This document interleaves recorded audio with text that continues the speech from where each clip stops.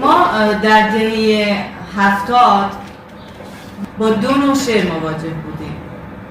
یک نوع شعر بیانی بود که شاعرای برجسته‌ای مثل ابوالفضل پاشا، شعر حرکت، شاملوی بزرگ، فروغ فرخزاد، سهراب و خیلی های دیگه نماینده این نوع شعر هستند که اغلب موضوع گرایانه، مفهوم گرایانه و فرمگرا و ایماژگراست.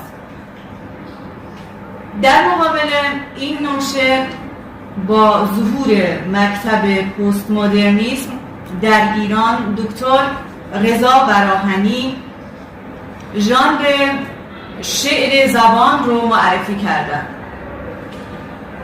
از خصوصیات مکتب پست مدرنیسم میتونیم بگیم که عدم غایت‌گرایی، یعنی شعر زبان در ادبیات دهه 70 ایران هیچ غایتی برای خودش تعریف نمیکنه، هیچ عاطفه خاصی رو بیان نمیکنه، یا اینطور بهتره بگیم که در صدد بیان عاطفه خاصی نیست، خود عاطفه زدایی کنه از شعر معاصر یا از شعر زبان که یکی از شاخه‌های شعر پست مدرن.